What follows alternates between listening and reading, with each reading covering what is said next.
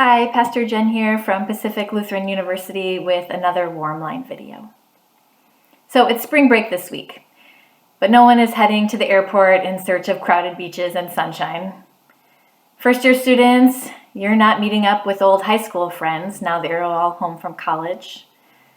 Study away students, you're quarantined instead of going to a nearby city or country to explore with new friends. It doesn't really feel like spring break. But I do think we need a break. A break from innovating, a break from learning new technology, a break from completely redoing our syllabus, a break from Zoom and Google Hangout, a break from your running list of home projects to complete during the pandemic, a break from gorging on endless news that fills us with more fear than facts, a break from expecting to seamlessly move our entire lives online, and a break from thinking we should. A break from overwhelm.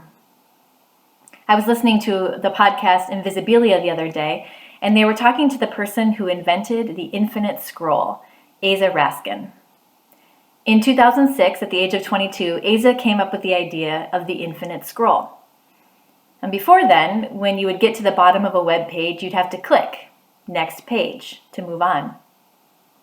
Infinite scrolling removed that sense of completion, that momentary decision point of stop or keep going. So how do we know when to stop?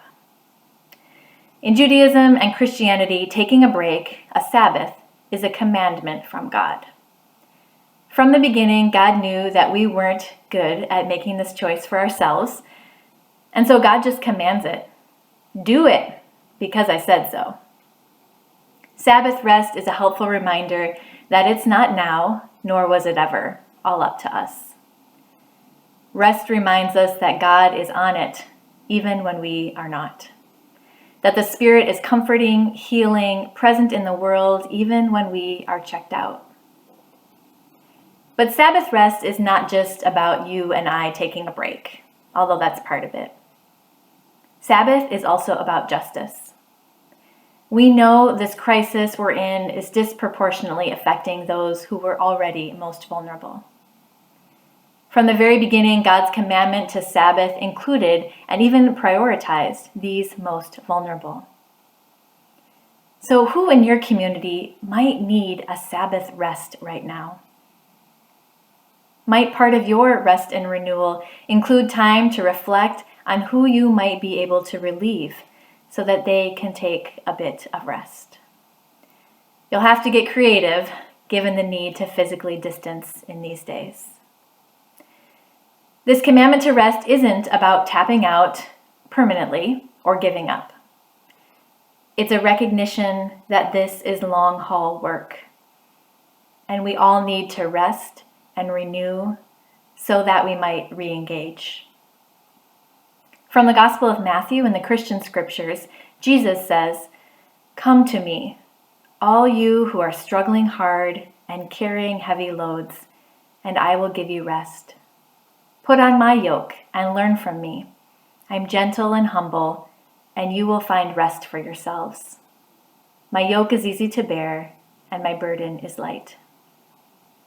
To close, I'd like to share a poem from Mette Herrick Carlson entitled "For Rest." The world hustles and benefits from the cruel lie, idleness must be earned. It is reserved for the privileged who have achieved some success, a reward only after everything has been given or taken. But our bodies and souls know better. They remember the seventh day of creation, the generation of rest, the rhythm of a holy pause before there could be more living.